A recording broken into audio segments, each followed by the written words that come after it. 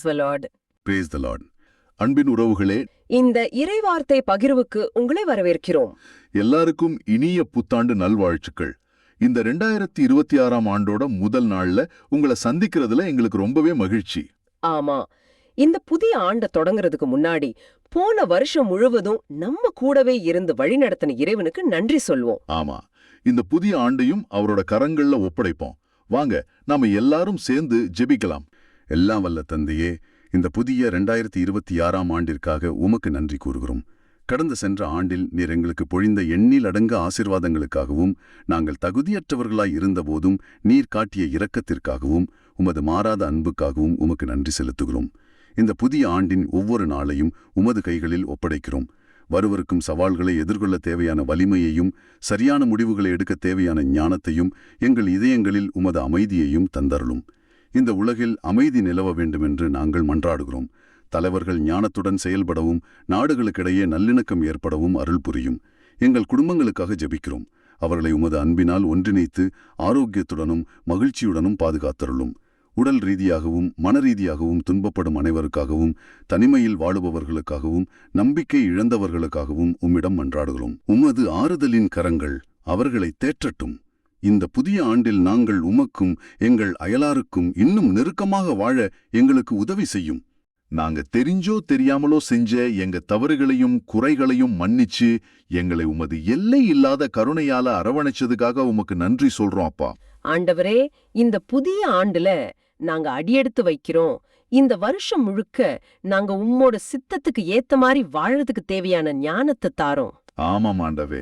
நாங்க சந்திக்கிற ஒவ்வொரு சவால்லையும் உம்மோட உடனிருப்ப நாங்க உணரவும், எங்க வாழ்க்கையில நாங்க சந்திக்கிற ஒவ்வொருத்தரையும் உம்மோட அன்போட கண்ணோட்டத்துல பார்க்கவும் எங்களுக்கு வரந்தாரோம்.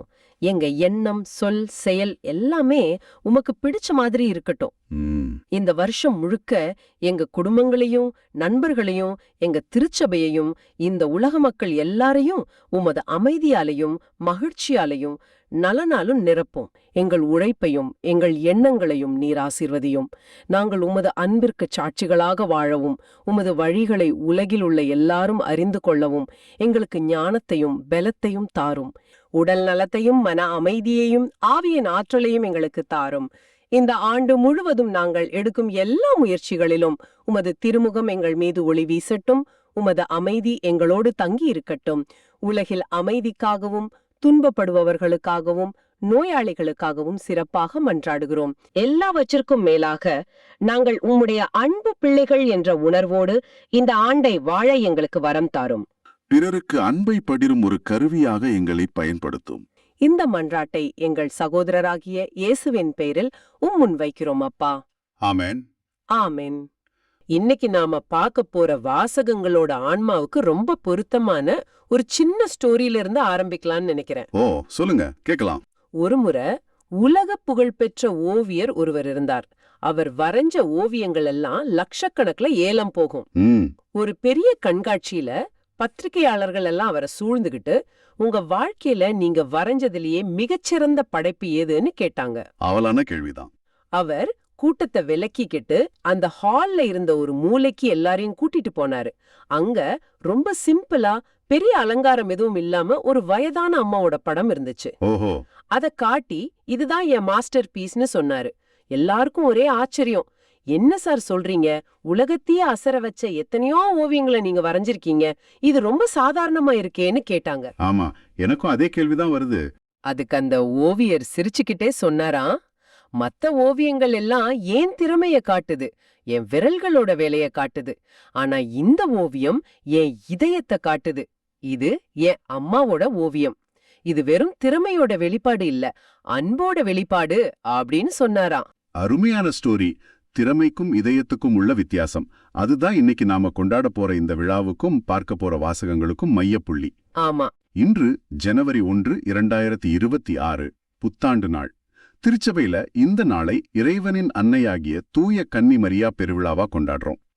நீங்க சொன்ன அந்த ஓவியர் மாதிரி கடவுள் தன்னுடைய பிரம்மாண்டமான படைப்பு திறமையை காட்டாம தன்னுடைய இதயத்தை, தன்னுடைய அன்பை ஒரு தாய் வழியாக இந்த உலகத்துக்கு காட்டின நாள் இது. ஆமா.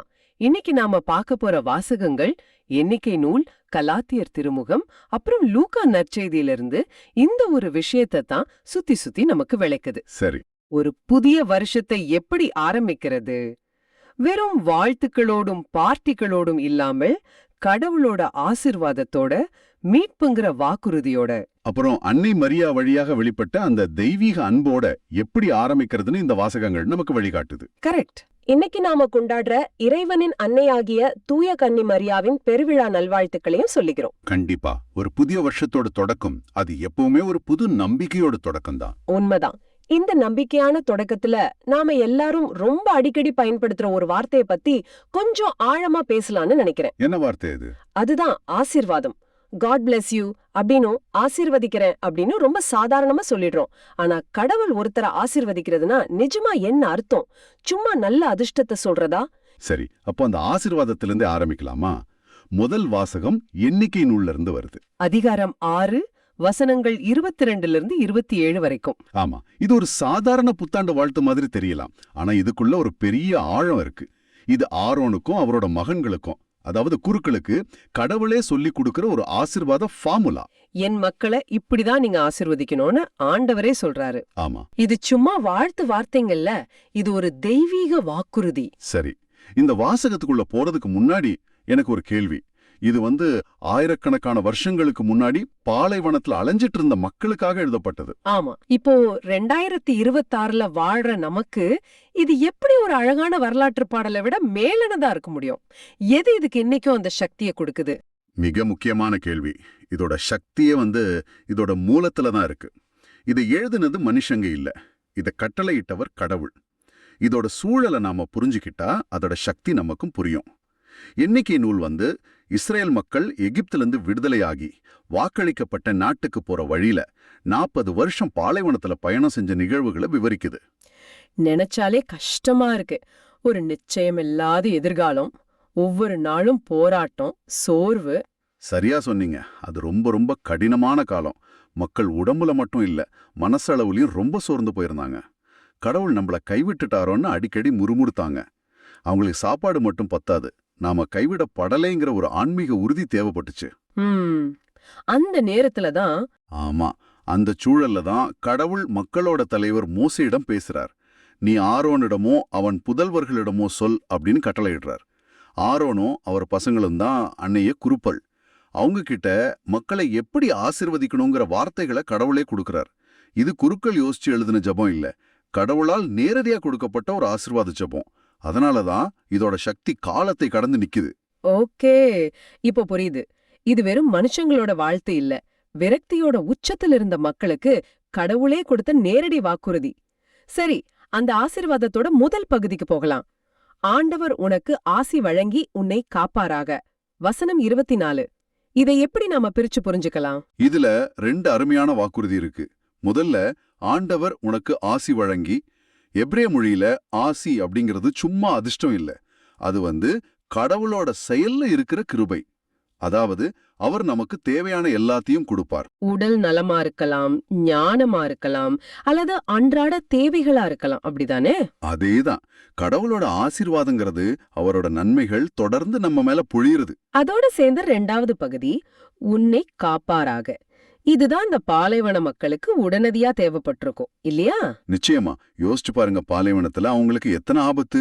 எதிரிகள், கொடிய மிருகங்கள், நோய்கள், பசி, தாகம். காப்பாராக அப்படிங்கிறது இந்த எல்லா தீமையிலிருந்தும் கிடைக்கிற ஒரு தெய்வீக பாதுகாப்பு. ஆனா 2026ல நமக்கும் தான் இது தேவைப்படுது. கண்டிப்பா. நம்மளோட ஆபத்துகள் வேற வடிவத்துல இருக்கு. பொருளாதார நிச்சயமற்றன்மை, மன அழுத்தம், உறவு சிக்கல்கள், நம்மள சுத்தி இருக்கிற எதிர்மறை எண்ணங்கள், இதெல்லாம் தான் நம்மளோட இன்னைய பாலைவனத்து பாம்புகள்.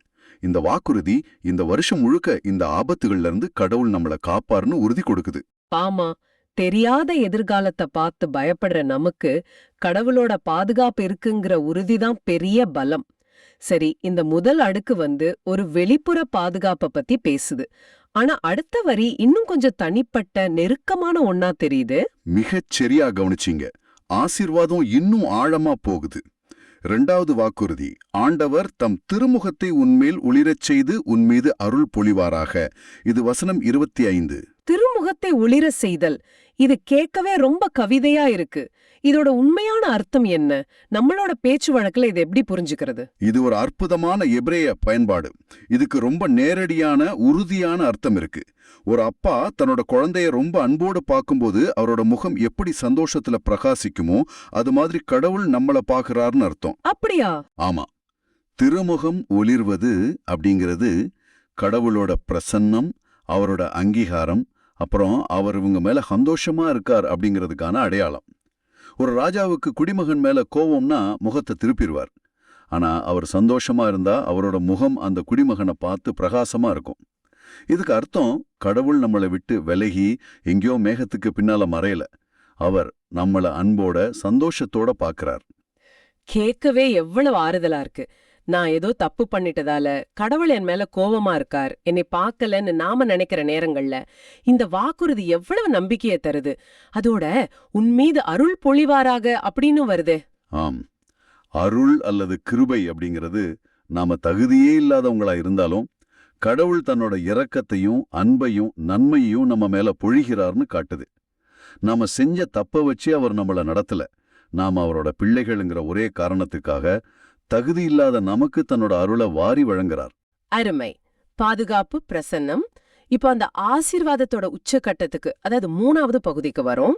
ஆண்டவர் தம் திருமுகத்தை உன் பக்கம் திருப்பி உனக்கு அமைதி அருள்வாராக. இது வசனம் 26. ஒரு நிமிஷம், திருமுகத்தை ஒளிரச் செய்யறதுக்கும் திருமுகத்தை உன் பக்கம் திருப்புறதுக்கும் என்ன வித்தியாசம்? ரெண்டுமே அவர் நம்மள பாக்குறாருன்னு தானே அர்த்தம். ஆழமான கேள்வி. ஒரு சின்ன ஆனா ரொம்ப முக்கியமான வித்தியாசம் இருக்கு. திருமுகம் ஒளிர்வது கடவுளோட பொதுவான பிரசன்னத்தையும் அங்கீகாரத்தையும் குறிக்குது. சரி. ஆனா தம் திருமுகத்தை உன் பக்கம் திருப்புதல் அப்படிங்கிறது கடவுள் தனிப்பட்ட முறையில பிரத்யேகமா உங்க மேல கவனம் செலுத்துறாருன்னு அர்த்தம். கூட்டத்துல ஒருத்தரா இல்ல, பேர் சொல்லி கூப்பிடப்படுற ஒருத்தரா அவர் உங்களை நேரடியா பாக்குறாரு. உங்க தேவைகளை, உங்க ஜெபங்களை, உங்க கண்ணீரை அவர் தனிப்பட்ட விதமா கவனிக்கிறாருங்கிற உறுதியே இது தருது. வாவ், இதுதான் உறவோட உச்சம். ஒரு பொதுவான ஆசிர்வாதத்திலிருந்து ஒரு தனிப்பட்ட உறவுக்கு இது நகருது. அப்படி தனிப்பட்ட கவனம் செலுத்தி அவர் நமக்கு தர்ற பரிசு அமைதி. ஆமா, ஆனா இங்க பயன்படுத்தப்படுற அமைதிங்கிற வார்த்தைக்கு நாம பொதுவா நினைக்கிற அர்த்தத்தை விட ரொம்ப ஆழமான பொருள் இருக்கு. எபிரியத்துல இது ஷலோம்.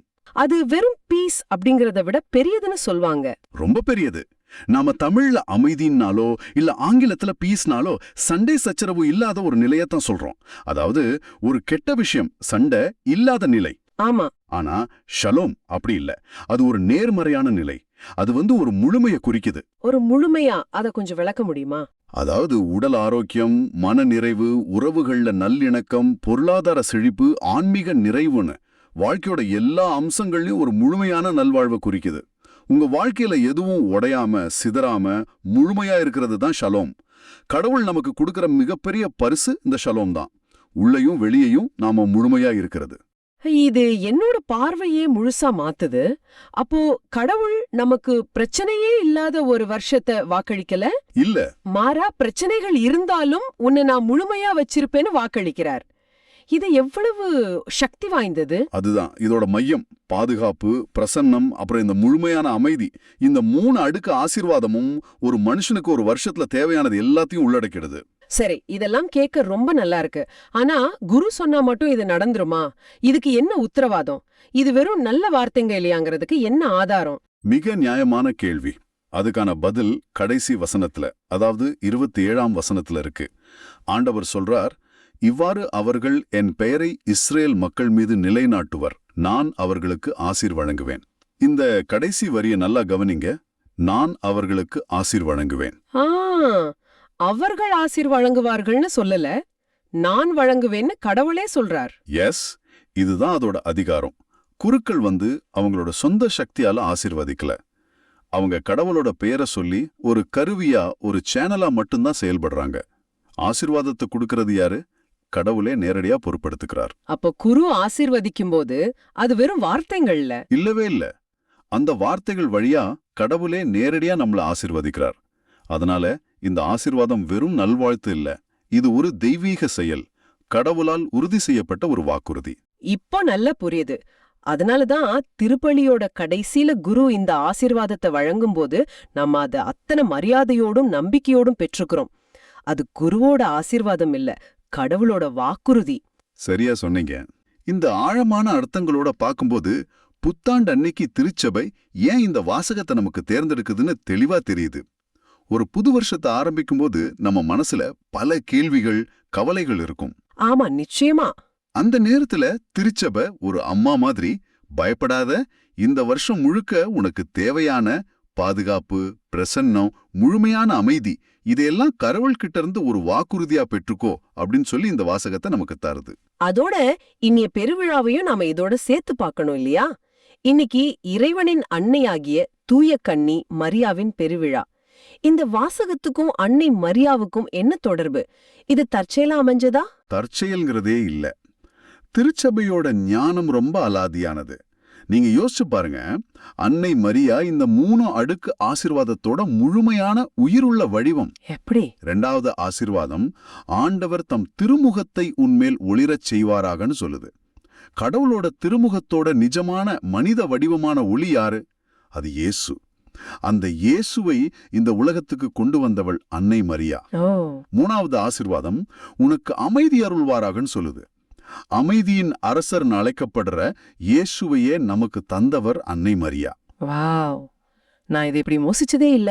அப்போ பழைய ஏற்பாட்டுல கொடுக்கப்பட்ட அந்த வாக்குறுதியான ஆசீர்வாதத்தோட மனித வடிவமே அன்னை மரியா வழியா நமக்கு கிடைச்சிருக்கா? மிகச் சரியா புரிஞ்சுக்கிட்டீங்க. மரியா வழியாதான் கடவுளோட ஆசீர்வாதம் முழுமையா மனித குலத்துக்கு கிடைச்சது. அதனால இந்த புதிய ஆண்ட அன்னையோட அரவணைப்புல, அவங்க பரிந்துரையில தொடங்கிறது ரொம்பவே பொருத்தமானது. கடவுளோட ஆசீர்வாதத்தை பெற்று தந்த அந்த தாயோட கைகளை புடிச்சுக்கிட்டு இந்த 2026ஆம் வருஷ பயணத்தை நாம தொடங்குறோம். சுருக்கமா சொல்லணும்னா, இன்னைக்கு நாம பார்த்த எண்ணிக்கை நூல்ல இருக்கிற இந்த ஆசீர்வாதம் வெறும் பழங்கால வார்த்தைகள் இல்ல, அது கடவுள்கிட்ட இருந்து வர்ற ஒரு நேரடி பரிசு. ஆமா, அது நமக்கு இந்த வருஷம் முழுக்க தேவையான பாதுகாப்பையும், அவர் நம்ம கூடவே இருக்காருங்கிற பிரசன்னத்தையும், நம்ம வாழ்க்கையோட எல்லா பகுதிகளிலையும் முழுமையான ஷலோம்ங்கிற அமைதியையும் வாக்களிக்குது. இந்த 2026ஆம் ஆண்ட நம்பிக்கையோடும் தைரியத்தோடும் தொடங்க இது ஒரு சக்தி வாய்ந்த ஜபம். அந்த வாக்குறுதியை நாம எப்படி ஏத்துக்கணும்னு தான் பதிலுரை பாடல் சொல்லி கொடுக்குது. திருப்பாடல் 67. ஆமா, அதோட பல்லவியே கடவுளே எம்மீது இறங்கி எமக்கு ஆசீர் வழங்குவீராகன்னு இருக்கு. ஆண்டவர் குடுக்கறேன்னு சொன்ன ஆசீர்வாதத்தை, ஆமா ஆண்டவரே எனக்கு அது வேணும் தாங்கன்னு நம்ம கேக்குறோம். சொல்லப்போனா இந்த வருஷம் முழுசுக்குமான நம்ம ஜெபத்தோட ஒரு சுருக்கம்னே இதை சொல்லலாம் இல்லையா? நிச்சயமா.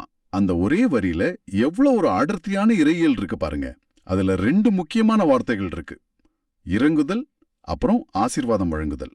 ஆமா, அந்த வரிசை ரொம்ப முக்கியம். கரெக்ட். அந்த வரிசை கிரமம் தான் ரொம்ப முக்கியம். நம்ம முதல்ல ஆசீர்வாதத்தை கேட்கல, இரக்கத்தை கேட்கிறோம். ஏன்னா ஆண்டவரோட புனிதத்துக்கு முன்னாடி நாம குறையுள்ளவங்களும் நமக்கு தெரியும்.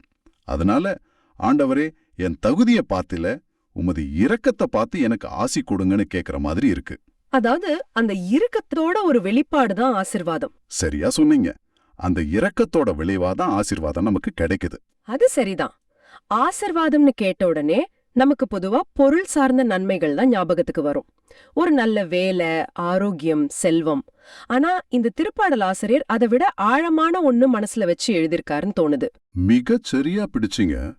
இங்க ஆசீர்வாதம்ங்கிறது இறைவனோட உடனிருப்பு, அவரோட பாதுகாப்பு, ரொம்ப முக்கியமா அவரோட வழிகாட்டுதல்.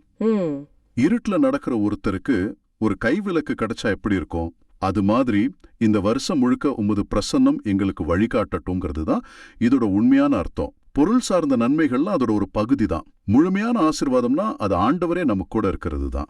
அருமை. அப்போ அந்த ஆசீர்வாதத்தை பெத்ததுக்கு அப்புறம் என்ன நடக்குது? வாசகத்தோட அடுத்த பகுதிக்கு போகலாம்.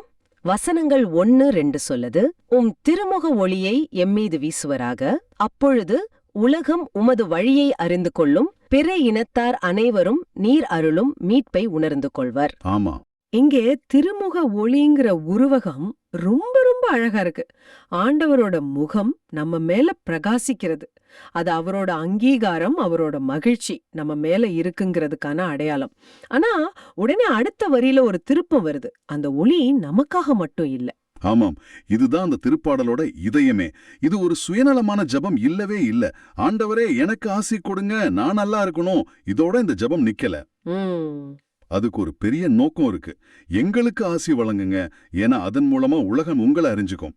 நாம வாங்குற ஆசீர்வாதம் ஒரு கருவியா மாறுது. நாம ஒரு நடமாடும் சாட்சியா மாறுறோம். நம்ம வாழ்க்கையில பிரகாசிக்கிற இறைவனோட ஆசிர்வாதத்தை பார்த்து மத்தவங்க இறைவனை நோக்கி ஈர்க்கப்படணும் இல்லையா? அதுதான், நம்முடைய வாழ்வு ஒரு திறந்த நற்செய்தியா மாறணும். இறைவனை இன்னும் அறியாத பிற இனத்தார் நம்மள பார்த்து, இவங்க வாழ்க்கையில ஏதோ ஒரு சிறப்பு இருக்கு, ஒரு சமாதானம் இருக்கு, ஒரு வழிகாட்டுதல் இருக்கு, அது எங்கிருந்து வருது அப்படின்னு கேட்கணும். கேக்கும்போது நாம ஆண்டவரை சுட்டிக்காட்ட அது ஒரு வாய்ப்பா அமையுது. ஆமா, நாம வாங்குற ஒவ்வொரு ஆசீர்வாதமும் பிறரை இறைவன் கிட்ட கொண்டு வரத்துக்கான ஒரு அழைப்பு. இதுல ஒரு பெரிய பொறுப்பும் இருக்கு.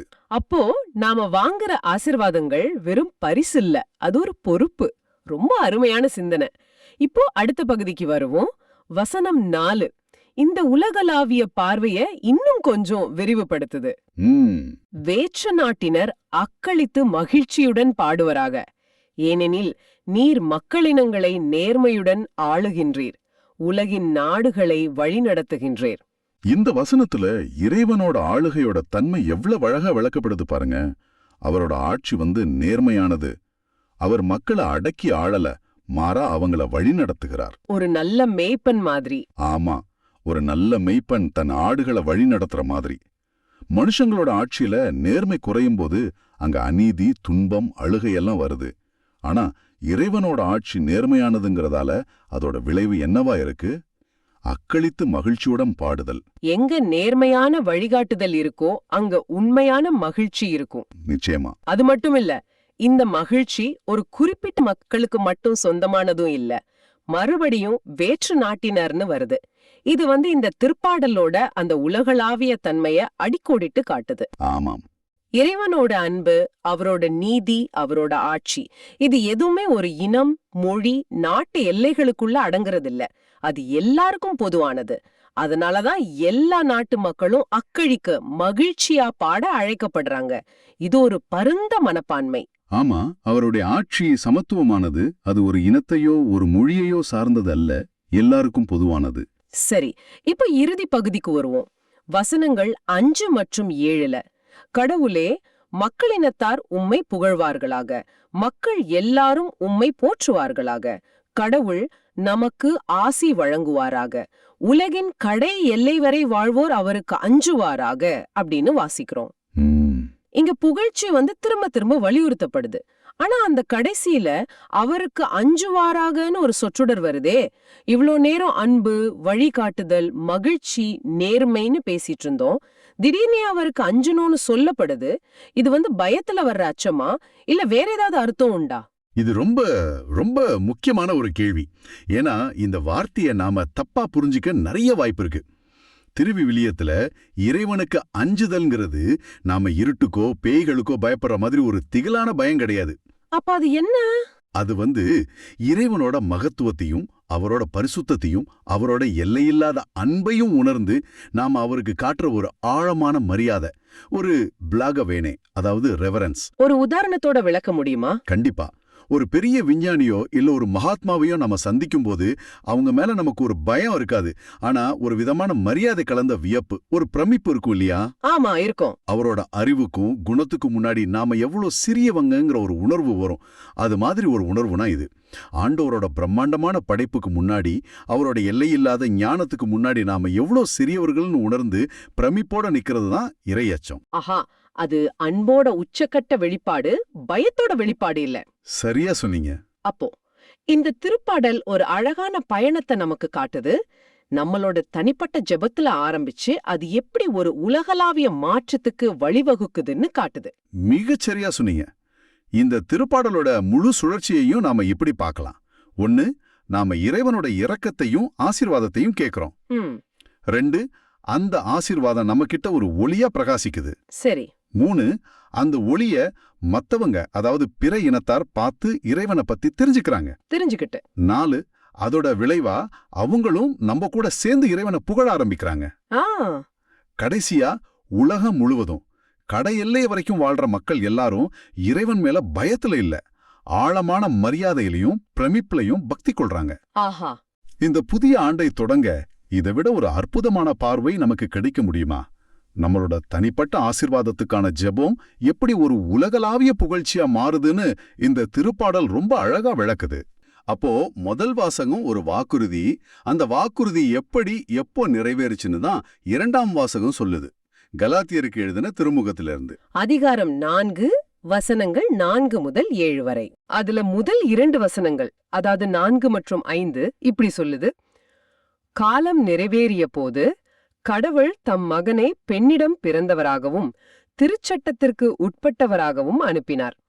திருச்சட்டத்திற்கு உட்பட்டிருந்த நம்மை மீட்டு தம் பிள்ளைகளாக்குமாறு இவ்வாறு செய்தார். இதுல காலம் நிறைவேறிய போது அன்ன வார்த்தை ரொம்ப முக்கியம் நினைக்கிறேன்.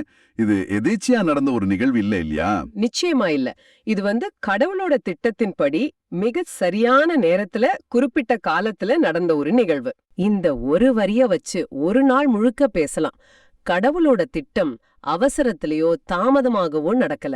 இல்ல, எல்லாம் ஒரு சரியான நேரத்துல பக்கா பிளானிங்கோட நடந்திருக்கு.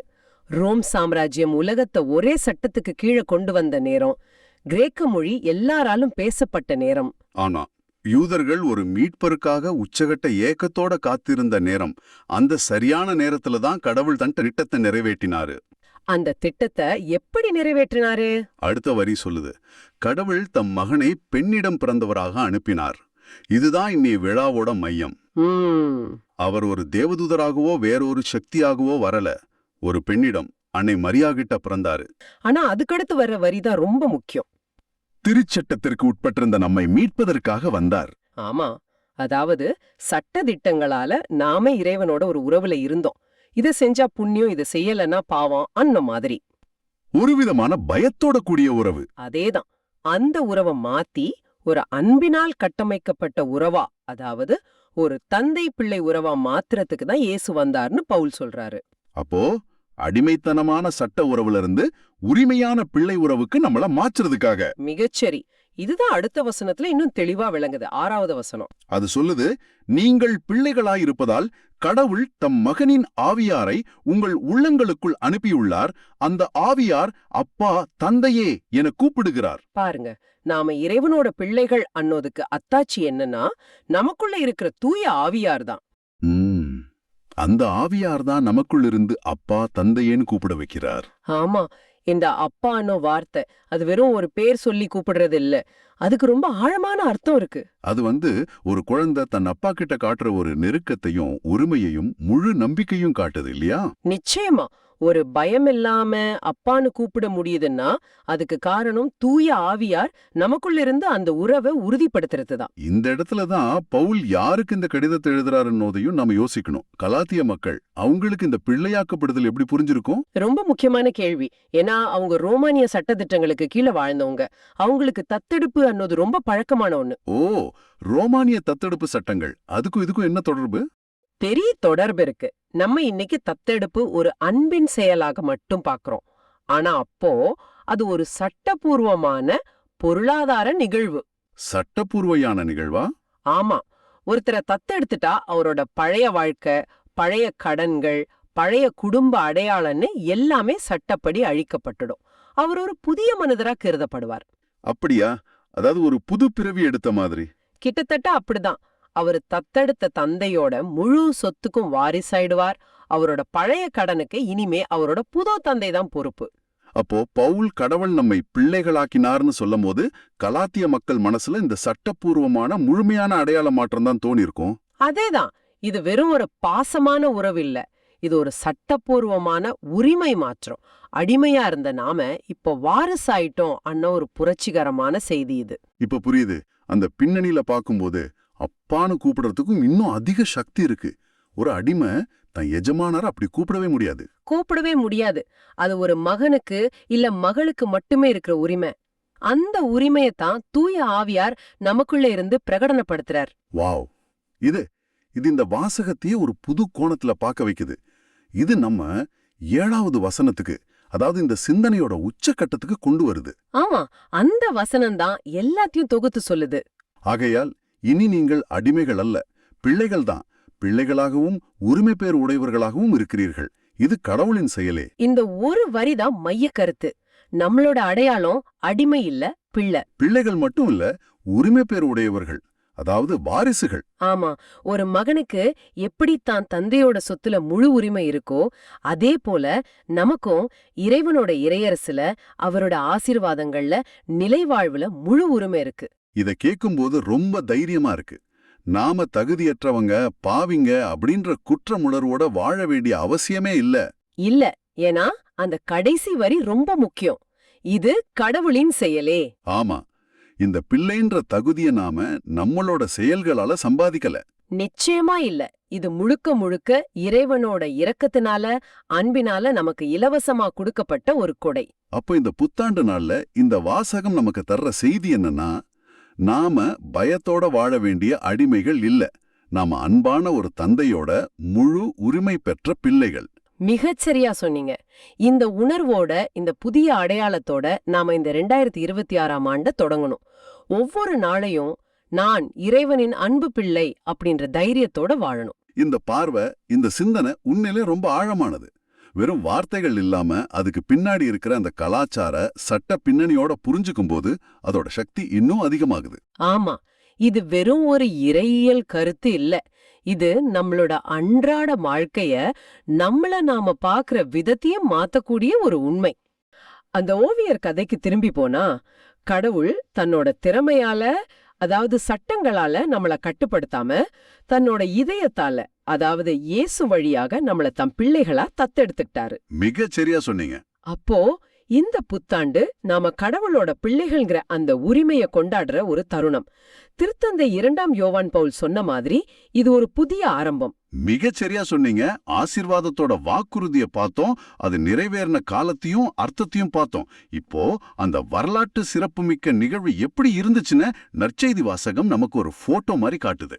லூக்கா நற்செய்தி 2ஆம் அதிகாரம். ஆமா, இந்த வாசகங்கள் வழியா இயேசுவோட பிறப்பு நிகழ்வுல அன்னை மரியாவோட பங்கு என்ன, இடையர்களோட செயல்பாடு எப்படி இருந்துச்சு, அப்புறம் அந்த நிகழ்வோட ஆழமான அர்த்தம் என்னங்கறத புரிஞ்சுக்க முயற்சி பண்ணலாம். இது வெறும் ஒரு வரலாற்று நிகழ்வு இல்லையா? இல்லவே இல்ல. இது நம்ம ஆன்மீக வாழ்வுக்கான ஒரு வழிகாட்டி. சரி, முதல்ல இடையர்களோட அனுபவத்தை பார்க்கலாம். வாசகத்துல இடையர்கள் பெத்லஹேமுக்கு விரைந்து சென்று மரியாவையும் யோசேப்பையும் தீவனத் தொட்டில் கிடத்திருந்த குழந்தையையும் கண்டார்கள்னு பாக்குறோம். இதுல இந்த விரைந்து சென்றுங்கிற வார்த்தை ரொம்ப முக்கியம். அவங்க வானதூதர் சொன்ன செய்தியை கேட்டதும் கொஞ்சம் கூட சந்தேகப்படல, தாமதிக்கல, சரி நாளைக்கு பாத்துக்கலான்னு தள்ளி போடல. கரெக்டா சொன்னீங்க. அந்த அவசரம், அந்த ஆர்வம் மீட்பரை பார்க்கணுங்கிற ஒரு தாகத்திலிருந்து வருது. இதுல இன்னொரு ஆழமான செய்தியும் இருக்கு. என்னது? அதாவது அன்னைக்கு சமூகத்தால ஒதுக்கப்பட்ட, ராத்திரி முழுக்க குளிரில ஆடுகளை காத்துட்டு இருந்த ரொம்ப சாதாரணமான ஏழ்மையான இடையர்களுக்கு தான் இந்த உலகத்தோட மிகப்பெரிய செய்தி முதல்ல சொல்லப்படுது. ஆமா ஆமா, அரசர்களுக்கோ குருக்களுக்கோ இல்ல, செல்வந்தர்களுக்கும் இல்ல. இதுதான் இறைவனோட பொருளாதாரம். அவர் தாழ்ந்தவங்களை உயர்த்துறாரு, பசியோட இருந்தவங்கள நலன்களால நிரப்புறாரு. அவங்க அந்த குழந்தைய பார்த்தாங்க. சரி, அதோட அவங்க வேலை முடிஞ்சிடுச்சா? இல்ல. அடுத்த வசனம் சொல்லுது, பின்பு அந்த குழந்தையை பற்றி தங்களுக்கு சொல்லப்பட்ட செய்தியை அறிவித்தார்கள். ஆமா, அவங்க பார்த்த அந்த அதிசயத்தை, அந்த சந்தோஷத்தை அவங்களுக்குள்ளே வச்சுக்க முடியல. அவங்க உடனே முதல் நற்செய்தியாளர்களை மாறுறாங்க. இது ஒரு அருமையான புள்ளி. இறை அனுபவம்ங்கிறது நம்மளோட தனிப்பட்ட சொத்து இல்ல. அது மத்தவங்களோட பகிர்ந்துக்க வேண்டிய ஒரு கொடை. அவங்க யார்கிட்ட சொன்னாங்க? அங்க இருந்த புனித யோசேப்பு, அன்னை மரியா. அப்புறம் ஒருவேளை அந்த சத்திரத்துல இருந்த மத்தவங்க கிட்ட சொல்லியிருக்கலாம். அவங்க வார்த்தைகளை கேட்ட எல்லாருமே வியப்படைஞ்சாங்க. இப்ப பாருங்க, ஒரு சாதாரண இடையனோட வார்த்தை இறை அனுபவத்தால எவ்வளவு சக்தி உள்ளதா மாறுது. சரிதான், அந்த வார்த்தைகள் மத்தவங்களுக்குள்ள ஒரு தேடலை உருவாக்குது. ஆமா. அப்புறம் அவங்க வேலைக்கு திரும்பி போகும்போது கூட வெறுமையாவோ இல்ல பழைய மனுஷங்களாவோ போகல. வாசகம் சொல்லுது, தாங்கள் கேட்டவை கண்டவை அனைத்தையும் குறித்து கடவுளை போற்றி புகழ்ந்து பாடிக்கொண்டே திரும்பினார்கள். அவங்க வாழ்க்கை அந்த ஒரே ராத்திரியில மொத்தமா மாறிடுச்சு. அதுவரைக்கும் ஆடுகளை பத்தி பேசிட்டு இருந்த உதடுகள் இப்போ கடவுளை போற்றி பாடுது. அவங்க இதயம் புகழ்ச்சியால நிறைஞ்சிருந்தது. உண்மையான இறை அனுபவம் நம்மள புகழ்ச்சியாலையும் நன்றியாலையும் நிரப்போம் என்பதற்கு இவங்களே முதல் சாட்சி இல்லையா? நிச்சயமா. சரி, இப்ப நாம அந்த நிகழ்வோட மையப்புள்ளிக்கு வருவோம். அன்னை மரியா. எல்லாரும் இடையர்கள் சொன்னதை கேட்டு ஆச்சரியப்பட்டு பேசிட்டு இருந்தப்போ அன்னை மரியா என்ன செஞ்சாங்க? ம், ஆனால் மரியா இந்நிகழ்ச்சிகளை எல்லாம் தம் உள்ளத்தில் இருத்தி சிந்தித்துக் கொண்டிருந்தார். இந்த ஒரே ஒரு வரி அன்னை மரியாவோட ஆன்மீகத்தோட ஆழத்தை நமக்கு காட்டுது. அன்னை மரியா அந்த நிகழ்வோட வெளிப்புற ஆரவாரத்துல தன்னையே மறந்துடல. ஆமா, அவங்க எல்லாத்தையும் தன்னோட உள்ளத்துல சேமிச்சாங்க. எதெல்லாம்? கேப்ரியல் வானதூதர் சொன்ன வார்த்தைகள், எலிசபெத் வாழ்த்துனது, இப்ப இந்த இடையர்கள் சொல்றது, குழந்தை தீவன தொட்டியில இருக்கிறது, இப்படி எல்லா நிகழ்வுகளையும் ஒரு கோர்வையா இதயத்துல வச்சு இதோட அர்த்தம் என்னன்னு ஆழமா சிந்திச்சாங்க. ரொம்ப அருமையா விளக்குனீங்க. இந்த சிந்தித்துக் கொண்டிருந்தாருங்கிறது சும்மா யோசிக்கிறது மட்டும் இல்ல. கிரீக்க மொழியில சிம்பலூசான்னு ஒரு வார்த்தை இருக்கு. அதோட அர்த்தம் துண்டுகளா ஒன்று சேர்ப்பது. ஓ, துண்டுகளை ஒண்ணு சேர்க்கிறதா? ஆமா, அதாவது நடக்கிற நிகழ்வுகளோட சின்ன சின்ன துண்டுகள் எல்லாம் ஒண்ணு சேர்த்து இறைவனோட பெரிய திட்டத்தோட முழுமையான சித்திரம் என்னவா இருக்கும்னு புரிஞ்சுக்க முயற்சி பண்றது. இதுதான் உண்மையான விசுவாசத்தோட செயல்பாடு. சரிதான். உணர்ச்சிகள்ல மிதக்கிறது மட்டும் விசுவாசம் இல்ல. இல்ல, உள்ளத்துல சிந்திச்சு தெளிவு பெறுவது. ஆமா, இடையர்களோட செயற்பாடு ஒரு செயல்பாட்டின் ஆன்மீகம்னா, அன்னை மரியாவோட நிலை ஒரு சிந்தனையின் ஆன்மீகம். இரண்டுமே நமக்கு தேவை. கரெக்ட். சில நேரங்கள்ல நாம இடையர்களை போல வேகமா செயல்படணும், அறிவிக்கணும். பல நேரங்கள்ல அன்னை மரியாவை போல அமைதியா உட்கார்ந்து நம்ம வாழ்க்கையில இறைவன் என்ன செஞ்சிட்டு இருக்காருன்னு உள்ளத்துல வச்சு சிந்திக்கணும். இந்த சிந்தனை தான் புயல் மாதிரி வர்ற காலங்கள்ல நம்ம விசுவாச கப்பலை கவிழாம தாங்கி பிடிக்கும் நங்கூரம். அருவை. சரி, அடுத்த வர வசனத்தை பார்ப்போம். 8ஆம் நாளில் குழந்தைக்கு விருத்த சேதனம் செய்ய வேண்டிய நாள் வந்தபோது அதற்கு இயேசு என்று பெயரிட்டார்கள். இதுவும் ஒரு முக்கியமான நிகழ்வு. விருத்த சேதனம்ங்கிறது யூத சமூகத்துல ஒரு ஆண் குழந்தை கடவுளோட உடன்படிக்கையோட பிள்ளையா மாறுதுங்கிறதுக்கான அடையாளம். இது வழியா இயேசு முழுமையா ஒரு மனிதனா, யூத சமூகத்துல ஒருத்தரா, சட்டங்களுக்கு உட்பட்டவரா மாறுறாரு. அவர் இறைமகனா இருந்தாலும் மனித மரபுகளுக்கு தன்னை முழுமையா உட்படுத்திக்கிறாரு. இது நமக்கு அவர் காட்டின ஒரு பெரிய தாழ்ச்சியோட பாடம். ஆனா அந்த பெயர் வைக்கிற சடங்குல ஒரு தெய்வீகமான திருப்பம் இருக்கு. ஆமா, அந்த பெயர் புனித யோசேப்போ அன்னை மரியாவோ தேர்ந்தெடுத்த பெயர் இல்ல. வாசகம் ரொம்ப தெளிவா சொல்லுது. தாயின் வயிற்றில் உருவாகும் முன்பே வானதூதர் சொல்லியிருந்தவாறு அதற்கு இயேசு என்று பெயரிட்டார்கள். ஆமா, இயேசு அல்லது இயேசுவானா என்ன அர்த்தம்? யாவே மீட்கிறார் அல்லது கடவுள் மீட்கிறார். ஆக குழந்தையோட பெயர்லயே அவரோட முழு வாழ்க்கைப் பணி, அவரோட அடையாளம், அவரோட நோக்கம் எல்லாமே அடங்கியிருக்கு. அவர் மீட்பை கொண்டு வரும் கடவுள். சரிதான். இந்த நிகழ்வு இறைத்திட்டம் மனித மரபுகள் வழியாவும் சட்டங்கள் வழியாகவும் கூட எவ்வளவு அழகா நிறைவேறுங்கிறத காட்டுது. இந்த பெத்லகேம் நிகழ்வுகளோட இறையியல் முக்கியத்துவத்தை இன்னும் ஆழமா புரிஞ்சுக்க எபிரேயருக்கு எழுதப்பட்ட திருமுகத்திலிருந்து வர்ற அந்த வார்த்தைகள். பல காலங்களில் பல்வகைகளில் முற்காலத்தில் இறைவாக்கினர் வழியாக நம் மூதாதையரிடம் பேசிய கடவுள் இவ்விறுதி நாட்களில் தம் மகன் வழியாக நம்மிடம் பேசியுள்ளார். இது இந்த முழு நிகழ்வுக்கும் ஒரு புதிய பரிமாணத்தை கொடுக்குது இல்லையா? நிச்சயமா. இது பழைய ஏற்பாட்டையும் புதிய ஏற்பாட்டையும் இணைக்கிற ஒரு தங்கச்சங்கிலி மாதிரி. பழைய ஏற்பாடு முழுக்க இறைவன் ஆபிரகாம், மோசே, யெஷாயா, எரேமியா மாதிரி இறைவாக்கினர்கள் வழியா பேசினாரு. ஆமா, அவங்களோட வார்த்தைகள் இறைவனோட திட்டத்தை பத்தின சில துண்டுகளை, சில நிழல்களை நமக்கு காட்டுச்சு. அது எல்லாமே வரப்போகிற மீட்பரை நோக்கியே இருந்துச்சு. ஆனா இப்போ அந்த இறைவாக்கினர் வழியா பேசின அதே இறைவன் இப்போ நேரடியா தன்னோட சொந்த மகன் வழியாவே நம்ம கிட்ட பேசியிருக்காரு. அந்த மகன் ஒரு செய்திய சொல்ல வரல, அவரே செய்தியா இருக்காரு. கரெக்ட். அவர் இறைவனோட வார்த்தைய கொண்டு வரல, அவரே இறைவார்த்தையா இருக்காரு. அருமையான விளக்கம். இதை இப்படி பார்க்கலாம். இறைவாக்கினர்கள் பேசினது வரப்போற ஒரு சினிமாவோட டீசர் இல்லனா ட்ரெய்லர் மாதிரி. ஓ, சரி. ஆனா இயேசுவோட பிறப்பு அந்த முழு சினிமாவே திரைக்கு வர மாதிரி. அந்த தீவன தொட்டில படுத்திருந்த குழந்தைதான் இறைவனோட முழுமையான இறுதி வெளிப்பாடு. கடவுள் எப்படிப்பட்டவர், அவரோட அன்பு எவ்வளவு பெருசு, அவரோட திட்டம் என்னன்னு நம்ம முழுசா தெரிஞ்சுக்கணும்னா நம்ம இயேசுவை பார்த்தா போதும். அப்படின்னா இடையர்கள் பார்த்தது வெறும் ஒரு ஏழை குழந்தையே இல்ல, அவங்க இறைவனோட இறுதி வார்த்தையே பார்த்திருக்காங்க. ஆமா, அன்னை மரியா தன்னோட உள்ளத்துல சிந்திச்சிட்டு இருந்தது வெறும் சாதாரண நிகழ்வுகள் இல்ல, மனிதனா உருவெடுத்த இறைவனோட முழுமையான வெளிப்பாட்ட. அந்த இயேசுங்கிற பெயர் கடவுள் மீட்கிறாருங்கிற இறைவனோட வாக்குறுதி நிறைவேறினதோட அடையாளம். இது எல்லாத்தையும் சேர்த்து பார்க்கும்போது அந்த பிறப்பு நிகழ்வோட மகத்துவம் இன்னும் அதிகமாகுது. ஆமா. இனி நாம புதிய வெளிப்பாடுகளையோ புதிய இறைவாக்கினர்களையோ தேட தேவையில்லை. ஏன்னா கடவுள் தன்னை பத்தி சொல்ல விரும்பின எல்லாத்தையும் தன் மகனான இயேசுவுல சொல்லிட்டாரு.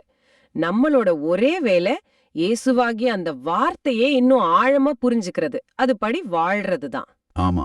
இந்த புதிய ஆண்டை தொடங்குறதுக்கு இதை விட பொருத்தமான செய்தி வேற என்ன இருக்க முடியும்? அப்போ இன்றைய வாசகங்கள் இந்த புதிய ஆண்டுல வாழ்றதுக்கு நமக்கு ஒரு தெளிவான வழியை காட்டுது. முதல்ல இடையர்களை போல இறைவனோட செய்தியை கேட்டதும் ஆர்வத்தோட அதை தேடி போகணும். நம்ம ஜெப வாழ்வுல திருவிவிலிய வாசகத்துல இறைவன் நம்ம கிட்ட பேசும்போது அதை தள்ளி போடாம உடனே செயல்படணும்.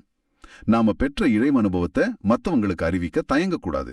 அதே நேரத்துல அன்னை மரியாவை போல நம்ம வாழ்க்கையில நடக்கிற இறைவனோட செயல்களை, அது வெற்றியா இருந்தாலும் சரி சிலுவையா இருந்தாலும் சரி, அதையெல்லாம் உள்ளத்துல வச்சு ஆழமா சிந்திக்கணும். இதுல இறைவன் என்ன சொல்ல வராரு அப்படின்னு கேட்கணும். ஆமா, அதோட ஆழமான அர்த்தத்தை கண்டுபிடிக்க முயற்சி பண்ணணும். இந்த 2 நிலைகளும், அதாவது செயல்பாடும் சிந்தனையும் ஒரு கிறிஸ்தவ வாழ்க்கையில ஒன்னா பயணிக்கணும். அப்பதான் நம்ம விசுவாசம் முதிர்ச்சி அடையும். சரிதான். இயேசுவே இறைவனின் முழுமையான வார்த்தைங்கிறத உணர்ந்து இந்த புதிய ஆண்டுல அவரோட வழிகாட்டுதலோட வாழ நாம அழைக்கப்படுறோம்.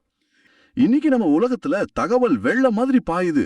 சோஷியல் மீடியா, நியூஸ், வாட்ஸ்அப்னு நிமிஷத்துக்கு நிமிஷம் நம்ம மனசு ஒரு விஷயத்துல இருந்து இன்னொரு விஷயத்துக்கு தாவிட்டே இருக்கு. உண்மைதான். எதையுமே உள்ள வாங்கி அமைதியா சிந்திக்கிறதுக்கு நமக்கு நேரமே இல்ல. மரியாவோட இந்த மனநிலை இந்த இரைச்சல் மிகுந்த உலகத்துக்கு ஒரு பெரிய பாடம். ஆமா. கடவுள் நம்ம கிட்ட பேசுறத கேட்கணும்னா நம்ம முதல்ல இந்த வெளிப்புற சத்தங்களை குறைச்சு உள்ளுக்குள்ள அமைதியா சிந்திக்க பழகணும். அது ஒரு விதமான ஆன்மீக எதிர்ப்பு, கவனச்சிதறலுக்கு எதிரான ஒரு எதிர்ப்பு. நீங்க சொல்றது ரொம்ப சரி. திருத்தந்தை 2ஆம் யோவான் பவுல் இதத்தான் ரொம்ப அழகா சொல்றாரு. குழந்தையை தன் கைகளில் ஏந்தி இருக்கும் தாயின் உருவத்தை விட ஆண்டவரின் பிறப்பின் மர்மத்தை எளிமையாக விளக்கும் வேறு எந்த படமும் இல்லைன்னு சொல்றாரு. ஆமா. மீட்பு, தெய்வீகம்னு பெரிய பெரிய வார்த்தைகளை புரிஞ்சுக்கிறது கஷ்டமா இருக்கலாம். ஆனா ஒரு தாய் தன் குழந்தைய அணைச்சு வச்சிருக்கிற காட்சியோட அர்த்தம் உலகத்துல எல்லாருக்கும் புரியும்.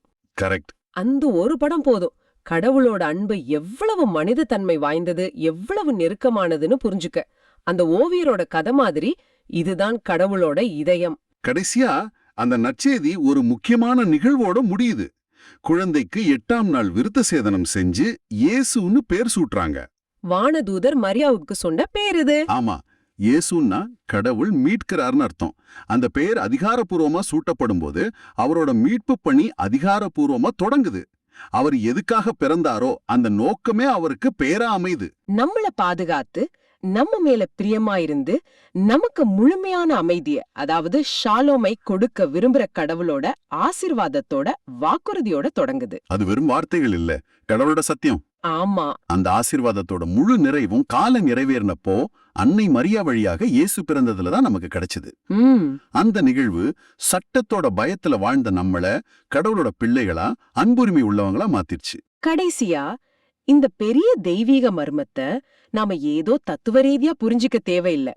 ஒரு தாய் தன் குழந்தைய அன்போட அணைக்கிற அந்த எளிய அழகான இதயபூர்வமான காட்சியிலேயே கடவுளோட மொத்த அன்பையும் நம்ம பார்க்கலாம். ஆமா. அன்னை மரியாவை போல வெறிப்புற ஆரவாரங்களை கடந்து கடவுளோட செயல்களை நம்ம உள்ளத்துல வச்சு சிந்திக்கும் போதுதான் நம்ம விசுவாசம் வளரும்.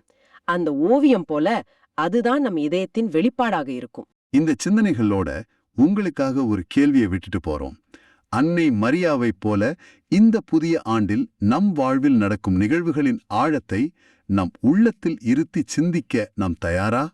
பரபரப்பான உலகச் சத்தங்களுக்கு இடையில் கடவுள் நம்மோடு பேசும் அந்த அமைதியான தருணங்களை நாம் உருவாக்குகிறோமா? இந்த வருஷம் எந்த ஒரு கவனச்சிதறலை ஒதுக்கி வச்சு அந்த அமைதியான சிந்தனைக்கு நாம இடம் கொடுக்க போறோம்? இந்த ஆழமான பார்வை உங்களுக்கு பயனுள்ளதாக இருக்குதுன்னு நினைச்சா மத்தவங்களுக்கு இந்த வீடியோவை ஷேர் பண்ணுங்க. நற்செய்தியின் தூதராக இறையாட்சியை எடுத்துரைங்க. நன்றி. இந்த நாள் இனிதாக அமைய வாழ்த்துக்கள். இயேசுவுக்கே புகழ். அன்னை மரியே வாழ்க.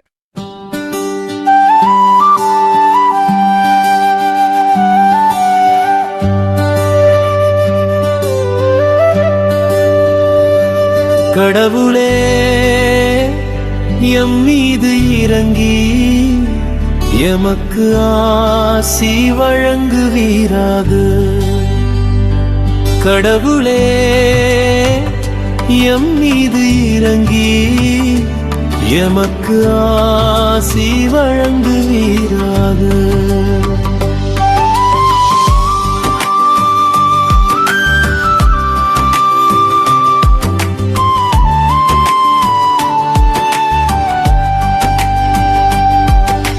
கடவுளே எம் மீது இறங்கி எமக்கு ஆசி வழங்குவீராக. உம் திருமுக ஒளியை எம் மீது வீசுவீராக. அப்பொழுது உலகம் உமது வழியை அறிந்து கொள்ளும். பிற இனத்தார் அனைவரும் நீர் அருளும் மீட்பை உணர்ந்து கொள்வர். கடவுளே எம் மீது இறங்கி எமக்கு ஆசி வழங்குவீராக. கடவுளே எம் மீது இறங்கி எமக்கு ஆசி வழங்குவீராக.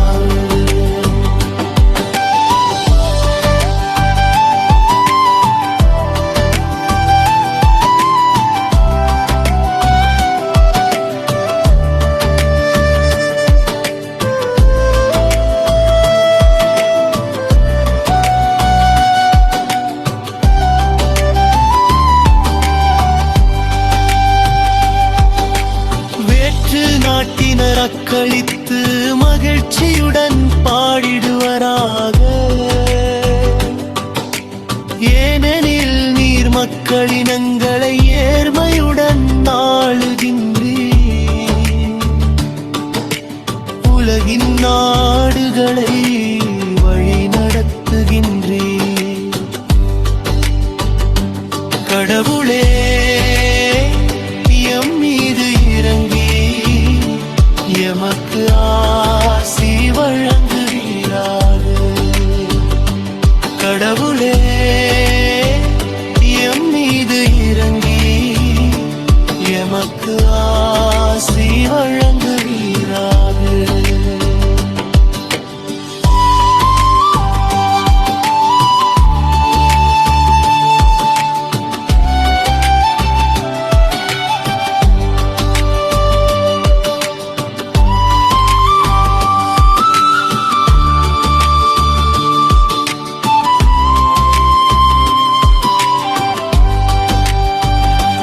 கடவுளே மக்களினத்தார் உம்மை புகழ்வார்களாக. மக்கள் எல்லாரும் உம்மை போற்றுவார்களாக. கடவுள் நமக்கு ஆசி வழங்குவாராக. உலகின் கடையெல்லை வரை வாழ்வோர் அவருக்கு அஞ்சுவராக. கடவுளே எம் மீது இறங்கி எமக்கு ஆசி வழங்குவீராக. கடவுளே எம் மீது இறங்கி எமக்கு ஆசி வழங்குவீராக.